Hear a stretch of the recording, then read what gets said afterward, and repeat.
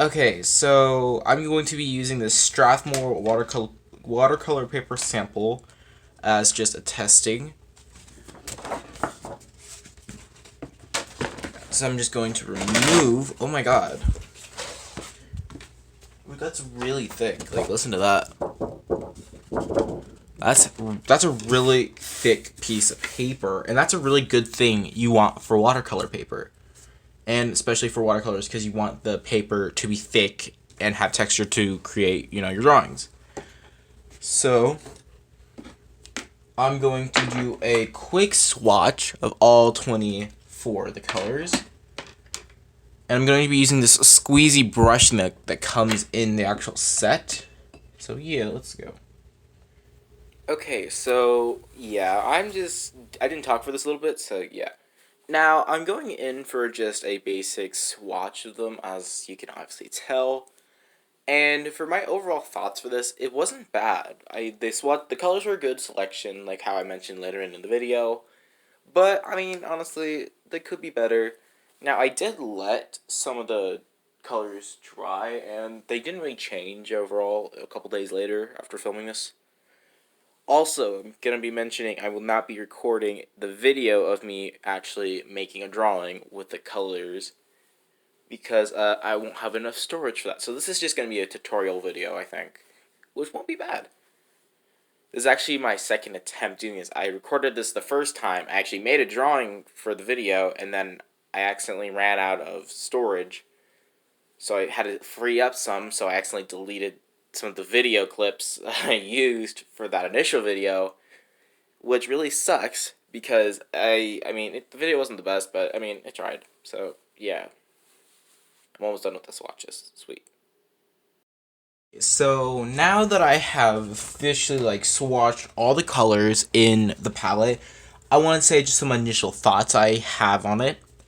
Right away, I see how there's a really good, well, I would say really decent color range of the colors that are there. We have a lot of the yellows. I think this is supposed to be a yellow too. I don't know. This could be just like a washed gray. Could be wrong though. Some red options. We have really kind of only one or two purple options and two blues and four greens. I would say though, it's not a bad choice of colors. It's not a bad selection of colors anyway.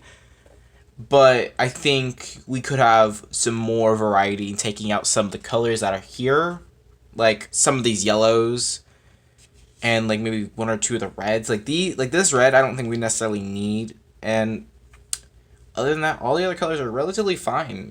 I think it's not a bad choice of colors that they have. Now, this is a really, really light layer of the swatch, so I'm going to go in and darken them up and see how they look. So, yeah, let's do that. Okay, for this part, I just went in with the colors to see how they looked layered and if I can get a darker version of the colors. And some of them, they can, except a few of them really can't. For some reason, don't know why. They can get darker, but they can't really layer for some reason with a darker shade over it. I don't know. But that brown definitely got darker when I reused it for the painting I'm working on currently with it. So yeah, I wouldn't say that it's a bad thing. It just didn't show up for me. So I guess that's kind of whatever. But yeah, also that drawing is up on my Instagram page. So if you want to go check that out, it's the Demon Slayer one. So I just went in and kind of went through to see how the darker versions kind of go through the lighter versions, and a lot of them actually have clear visible results. I will say most of them really do have a good result. Ooh. But I think the ones that don't really have anything that work with it, and it could just be with what I was going through, was the first two yellows, the third orange, and this brown. Everything else, those are the four that I really couldn't see anything other than the whites. So that's really a mystery. I don't know whether it was just the lack of pigment that I got with using this little brush. I could be wrong. It could just be the formula itself. But I mean, it's not horrible. Now, next I'm going to go in with the basic Prang watercolor set and see how the colors compared to that as well. Okay, so the Prang actually is what I mainly used for watercolor paintings.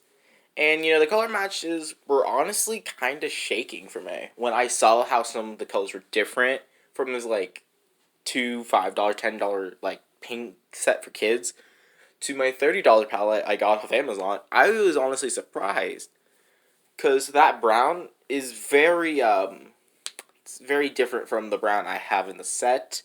So I don't know really how to feel about it. Let me know how you feel about it. Okay, so it's been a minute since I swatched them because I wanted to let them dry, or as dry as I would patiently wait. And I definitely want to say that there's a kind of a big difference, honestly, with most of them. Now, I'm going to start with the Prang. Now, I will say, out of all the colors that really like didn't do much that I'm looking at it, would be the yellow and the brown, honestly. Those two, after drying, because it's pretty much completely dry for that, at least, they didn't really seem to like have any shade differentiations. Like, they didn't show that, hey, this one was darker, this was lighter. And I put it down, it was obvious. Now it's like, it's barely anything on the on the brown, but it's like obvious with this brown that's in the koi set. Another thing I want to notice is that both of them kind of leave like leave a line, except that the Prang don't leave such a harsh line. It's a line, but it's like kind of faint, and it's probably easier to blend out with some watercolor or something. Versus the actual koi, which I actually made a drawing with the other day with the koi watercolors, and they left like lines when I was painting. So but they were easy to blend out that I've realized, so it was easier to not really worry about them.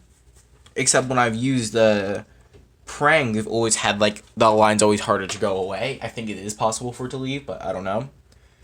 Now, I will say the color range I kind of like with the actual Prang for certain colors, because the blue is so much nicer looking than this blue, which I think is the closest it resembles to. That's pretty much it. I did label which ones were which with like a little P for the Prang. So yeah. Next I'm going to do is a blending test for both of them in this little area. And then for the koi, what I'm going to do is I'm going to try getting a dark to light shade on a circle sphere thing. So we're going to try and do that right now. Okay, so the colors for this weren't bad. I did try color matching them as best I can, and I will say I don't really know how to make a good blend for the watercolors. So what you see me doing right now is probably the best I could do for what I know. I didn't really want to Google or like search up a tutorial on how to do that. I really wanted to just apply my own skills that I know.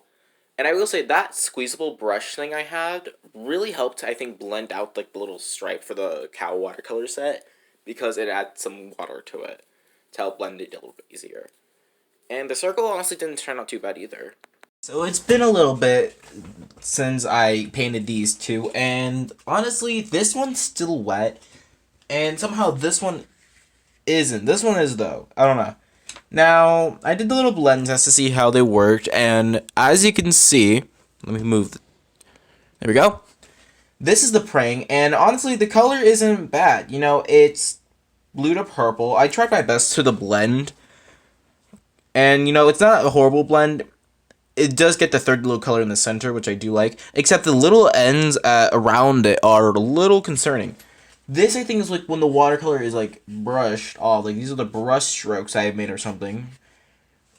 This one's still really wet, so I think this stays a little bit longer. I am not a huge fan of this blend. However, it's not bad, honestly. I think it's a really good blend for this. It's this texture that's throwing me off, and I want to test something. Is if I can just blend this little blended part out. If I can, then that could actually probably help. But it's not a big deal. And now, for the last part I did... Oop. Can't do that. I did it with this circle. And now, honestly, it's not bad either. It's actually a really good blend to show the darks to lights, that what you can achieve with the cow watercolor set. Do I think it's a perfect blend? Not really, but I'm excited to start out the drawing. I'm going to be using the cow water as a base. I'm not going to go in with perfect watercolor painting, but let's get this started.